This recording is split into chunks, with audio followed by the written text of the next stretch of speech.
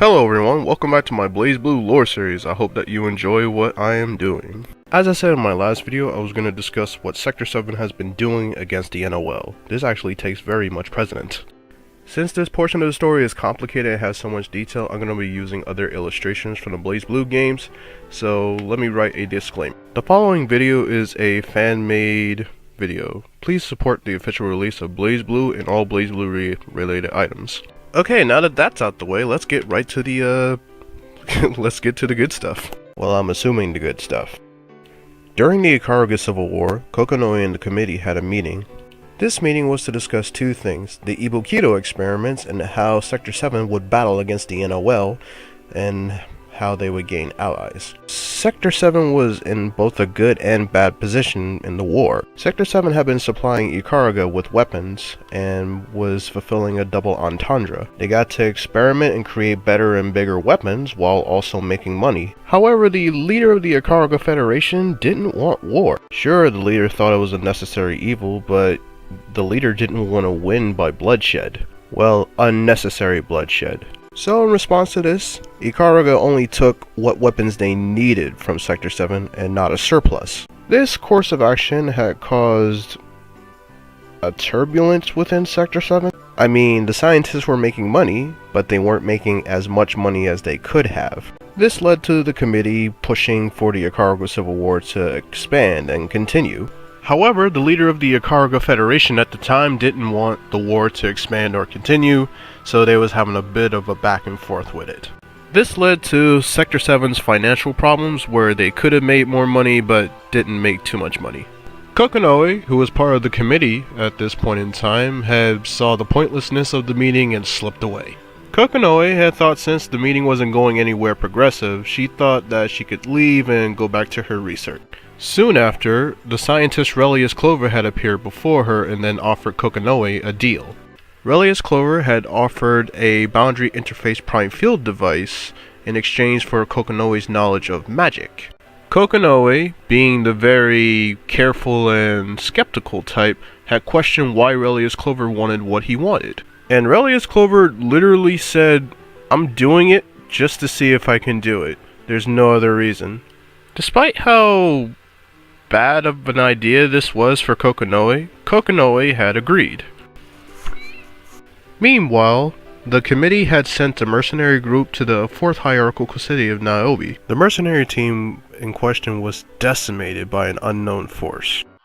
Only one person of the mercenary group had survived. Kokonoi had brought this individual back to be tested upon.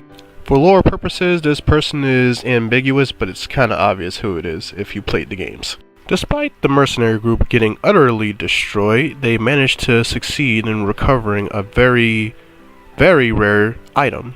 This item was the Nox Nictoris Deus Ex Machina, Nirvana. The committee did not waste time and jumped on the opportunity that was presented to them. And by jump on the opportunity, the committee had hired Relius Clover to examine the Nox Nictoris. Why'd they hire Relius, you ask? Well, I don't know. I'm just kidding, I do know, I just can't say why yet. Immediately after being hired, Relius Clover had disappeared over a month. During the month that he disappeared, Relius had been analyzing Deus Ex Machina Nirvana. Kokonoi went to go investigate Relius Clover with her assistant Lot Carmine in tow. They soon discovered that Relius Clover created a copy of Nirvana called Fluctus Redactum Ignis. After Roy asked if Ignis is a Nox Nictoris, Kokonoi and Relius just look at him like, what is he why are you here? Relius then continues to explain what his findings have yielded. Relius then explains how he believes a Nox Nictoris is made, which is actually quite accurate. Scary accurate. For those who don't know how a Nox Nictoris is made, or if the explanation that I'm showing is really complicated, I'll sum it up for you. Basically, you take a soul, and you take some Seether, and you smush them together under high pressure. Then you observe the combination, and then you create a new form for it. Depending on your imagination, depends on how strong the weapon will be. And that's literally it. There's nothing else to it.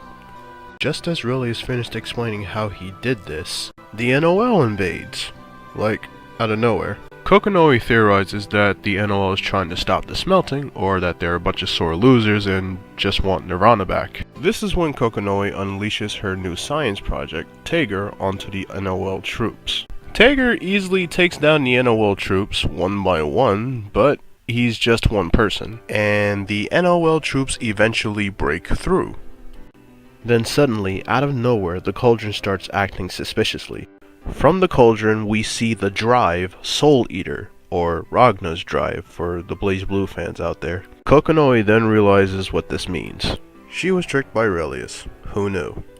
It's here that Relius reveals that the core of a Nox Nictoris is a black beast. Kokonoi, who's right now in a state of shock, rejects the idea that Nine, the creator of the Nox Nictoris, had helped create the black beast. Meanwhile, the monster in the cauldron is eating everyone in sight, both Sector 7 and the NOL. Kokonoi is snapped out of her stupor when she hears Tager begin to die. After chanting a spell and some incantations, Kokonoi compresses the black beast. Physically drained after her spell, Kokonoi is literally powerless to stop Relius from taking the black beast core. That was until she commanded Nirvana to hit Relius, and which, surprisingly, Nirvana does. In the aftermath of the incident, Kokonoi, Tager, Roy, and oh yeah, it was just him. Those guys survived, but most of the Sector 7 and NOL agents died. The shock from the incident causes Tager to lose his memory, and Kokonoi was pretty much fine with that. Surprisingly, the committee was like, oh well, time to cut our losses, and told the scientists to keep it pushing. A few months later, the hierarchical city of Ibokito was destroyed by the NOL. That caused the end of the Ikaruga Civil War. Sector 7 as a whole had seen what the NOL was capable of, and they said, alright, we give up, we'll just keep doing our research. And that's the end. In the next video, I'll talk about the 6 heroes in the aftermath of the Dark War. Okay, have a good day.